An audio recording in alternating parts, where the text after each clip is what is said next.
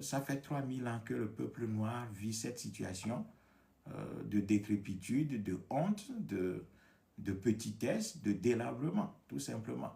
Notre peuple est délabré parce que depuis 3000 ans, nous n'avons gagné aucune bataille significative, de sorte à regagner la place qui est la nôtre, étant entendu que nous sommes le peuple premier dans l'histoire de l'humanité, nous sommes le peuple premier, tout a commencé en Afrique, l'homme est né en Afrique, l'histoire a commencé en Afrique, l'écriture a été inventée en Afrique, le langage est inventé en Afrique, la première civilisation humaine est inventée en Afrique, les Africains ont construit une civilisation qui n'a jamais été égalée depuis la vallée du Nil, en passant par l'Égypte, le Soudan, hein, l'Empire méroé, hein, où nous avons construit des pyramides, et puis nous sommes allés en Égypte où nous avons construit une civilisation qui n'est toujours pas égalée jusqu'à présent. Mais il se fait que dans notre cheminement dans l'histoire, nous avons rencontré d'autres peuples, et ça a commencé par les peuples de la mer, ce qu'on appelle les Hittites et les Hyksos, qui nous ont rencontrés, qui nous ont infligé des défaites, et à partir de là, notre peuple n'a fait que subir des défaites sur défaites, ce qui fait que nous avons quitté notre plus grande réalisation qui est l'Égypte antique, et nous avons plongé en Afrique profonde, hein, et dans notre progression, nous avons construit quelques empires, les empires tels que l'empire Songhai, l'empire Monomotapa, l'empire du Ghana, l'empire ceci, cela. Nous avons construit quelques empires, mais ces empires-là n'ont jamais été à la hauteur de ce que nous avons développé, que ce soit à Méroé ou que ce soit en Égypte antique. Donc, depuis là, notre peuple est défait. Ensuite, nous avons rencontré les peuples d'Occident, hein, les Européens, qui nous ont enchaînés. Mais avant les Européens, nous avons tous les peuples d'Asie qui nous ont infligé une défaite terrible, nous ont enchaînés pendant des siècles et des siècles dans ce qu'on a appelé les razzias négrières arabo-musulmanes. Et puis, suite à ça, il y a les razzias négrières transatlantiques qui ont duré 400 ans, de sorte que de manière industrielle, on a exporté, déporté du continent africain plus de 200 millions de personnes. Donc l'Afrique, à partir de ces moments-là, a accusé une défaite terrible. Suite à ça, nous avons connu la période coloniale, hein, la période coloniale qui est la période la plus destructrice malgré sa brièveté, malgré que la période coloniale n'a pas duré beaucoup de siècles, mais c'est cette période-là qui a déformé, refait complètement l'homme noir, qui a reconditionné l'Africain, qui lui a fait entrer dans la tête des choses très très nuisibles, qui font que notre peuple est aujourd'hui déprogrammé, changé de l'intérieur, si bien que notre peuple habite des territoires qu'il ne maîtrise pas du tout. Hein? Donc le peuple noir vit dans un environnement qui n'est plus le sien et ne sait même pas qui il est parce que nous sommes déprogrammés, nous sommes changés de l'intérieur, notre culture a subi une défaite. Notre système de gouvernement qui était la royauté africaine a été détruite et défaite, remplacé par le gouvernorat colonial, ensuite par le présidentialisme colonial qui continue d'entretenir le système colonial dans les enclos coloniaux africains, abusivement appelés États africains aujourd'hui. Donc, nous sommes dans cette situation et c'est cette situation-là qui continue. Voilà pourquoi il y a absolument la nécessité pour nous de retrousser nos manches et d'engager la bataille de la libération de ce continent. Notre terre regorge de beaucoup de richesses. Nous sommes sur un territoire ou bien un sol qui est béni abondamment. Hein. Nous avons les terres les plus arables au monde. Nous avons toutes les matières premières stratégiques chez nous. L'énergie en Afrique est en abondance, que ce soit l'énergie hydraulique, l'énergie minière, l'énergie solaire, l'énergie éolienne, hein, les fleuves les plus puissants sont en Afrique. Hein, donc nous pouvons développer de l'énergie en abondance pour alimenter l'industrialisation du continent africain, de sorte à répondre aux besoins de notre peuple. Nous avons tout. Nous avons des terres, hein, les plus arables. Donc nous pouvons développer une agriculture qui répond aux besoins des Africains. Nous pouvons développer, hein,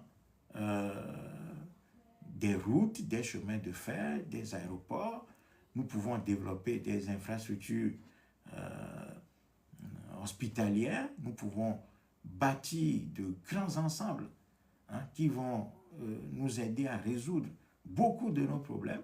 Et nous avons la capacité, avec une démographie qui est dynamique, jeune, hein, des jeunes, la jeunesse africaine, elle a en abondance, elle manque de formation, elle manque d'organisation, de structuration et de leadership pour pouvoir donner la plénitude de sa mesure. Et cette jeunesse-là, qu'est-ce qui se passe? Avec une gouvernance coloniale qui est imposée sur le sol africain, eh bien cette jeunesse est devenue plutôt un problème au lieu d'être la solution. Hein, au lieu d'être la solution, et ce qu'elle devrait être vraiment. Parce que quand vous avez une jeunesse vaillante, qui est bien formée, bien encadrée et conduite par un leadership, eh bien cette jeunesse est capable de faire des prouesses énormes. Habitant un continent arabe, ben, cette jeunesse peut fournir des bras pour développer l'agriculture. Cette jeunesse peut fournir de la matière et de la main-d'œuvre pour développer le commerce, pour développer le tourisme, pour développer l'industrie, pour développer les infrastructures de transport, les infrastructures de communication. Nous avons la capacité ainsi, à travers cette démographie dynamique et jeune, hein, de construire toutes les infrastructures dont nous avons besoin, que ce soit sur le plan santé, éducation, transport, logistique, tout, dans tous les secteurs. Nous avons tout. Nous avons la matière première, nous avons le fer, l'uranium, le clinker, le coltan, etc., etc. Tout ce que le monde cherche en abondance, hein, se trouve en abondance sur le continent africain. Notre problème fondamental, c'est que nous sommes dirigés par une élite politique imbécile, une élite criminelle, une élite anti-patriote, une élite anti-peuple africain, une élite qui n'a aucun souci, hein, de l'homme noir, qui n'a pas les connaissances de l'histoire, qui ne veut pas voir les blessures qui sont infligées à notre peuple, pour pouvoir traiter ces blessures-là. C'est ça le problème fondamental que nous avons. Donc, nous avons tout, absolument tout, pour être un grand peuple. Simplement, la gouvernance qui nous a imposée, qui est une gouvernance coloniale, c'est ça le problème. Voilà pourquoi le MONUSTRA a identifié très tôt ce problème et a décidé de construire un mouvement en vue de libérer de manière totale le continent africain et d'entamer la reconstruction de notre continent. Donc, nous sommes dans une logique révolutionnaire panafricaniste. Et voilà pourquoi nous avons pu, dans notre militantisme, aller un peu partout, aller aider les jeunes d'autres pays, apporter ce que nous pouvons leur apporter. Nous avons été aux côtés de plusieurs jeunes d'autres pays, la Côte d'Ivoire, nous étions aux côtés de Laurent Gbagbo, de la jeunesse patriotique de Côte d'Ivoire, conduite à l'époque par notre frère Blé Goudé et ses camarades. Nous avons été avec nos amis du Tchad, nous avons été avec nos amis du Sénégal, du Mali, du Burkina Faso, du Bénin, de la Libye. Nous avons été aux côtés de la jeunesse de la grande Jamaïria libyenne, pilotée par Kadhafi lui-même. Donc nous étions sur ces terrains-là et nous avons agi. Hein? Nous avons été en Éthiopie, un peu partout. Donc voilà ce que nous avons pu acquérir comme expérience toutes ces années. Voilà pourquoi nous avons décidé, après avoir fait le tour, de revenir dans notre enclos colonial d'origine, qui est le Togo, où nous avons créé le Mortra et nous avons voulu et nous avons décidé de rendre à la jeunesse togolaise ce service-là en mettant à sa disposition notre expertise, notre expérience et les connaissances que nous avons pour pouvoir aider cette jeunesse togolaise à faire face à ce système franco-nyasingbe qui embrigade cet enclos colonial depuis 1963. Ça fait 63 ans que ce régime existe. Et ce régime, par naissance et par destination, est un régime criminel, est un système criminel qui écrase le pays, qui écrase notre peuple là-bas depuis 63 ans. Et à un moment donné, ça doit s'arrêter. Voilà, ça doit finir. Et cette décision d'arrêter ce régime, ça ne dépend que de nous. Voilà, ça ne dépend que de nous. Parce que malgré les apparences d'invincibilité de ce régime présente beaucoup de fragilités qu'il faut connaître et lesquelles fragilités demandent des réponses. Donc, il va falloir construire des outils pour pouvoir attaquer ces fragilités-là et amener la jeunesse togolaise à la victoire. Et cette victoire, elle est possible. Mais pour que cette victoire devienne une réalité, dans les conditions qui sont les nôtres, il va nous falloir travailler durement. Il va nous falloir travailler durement, être sérieux, acquérir les qualités révolutionnaires, adopter des comportements révolutionnaires, remplir toutes les conditions qu'il faut, aussi bien des conditions objectives que des conditions subjectives. Les conditions objectives étant la structure ou bien une structure révolutionnaire.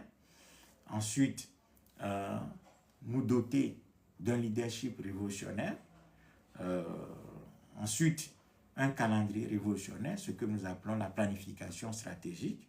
Voilà quelques-uns des outils dont nous avons besoin sur le plan des conditions objectives. Et puis, nous devons utiliser tout ce que ce régime produit, donc les comportements du régime, les actes de ce régime sont là, des conditions objectives qui vont pouvoir nous aider à aller de l'avant.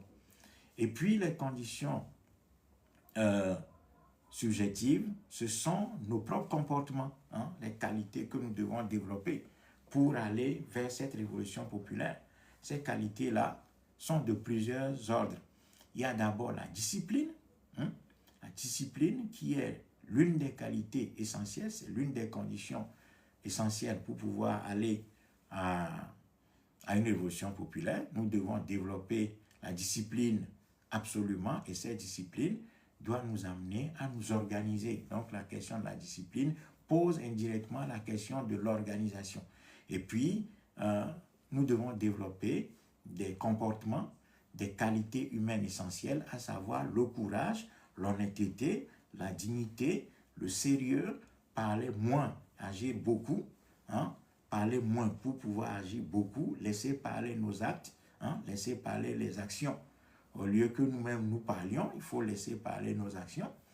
Et puis, nous devons acquérir le courage, nous débarrasser ainsi de la peur pour pouvoir affronter ce régime parce que ce régime joue beaucoup sur la peur. La peur étant quelque chose qui permet à toute tyrannie de pouvoir maintenir la population ou le peuple qu'il a sous ses ordres, sous sa domination, à sa place, de maintenir à sa place, pour ainsi obtenir une sorte de consentement populaire de façon forcée de la part des populations et ainsi les soumettre durablement. Donc nous devons cultiver le courage, la vaillance, la discipline, l'ordre, le respect de la parole donnée, parler moins pour agir beaucoup, comme je le disais, tenir nos promesses, faire des promesses qu'on ne peut que respecter,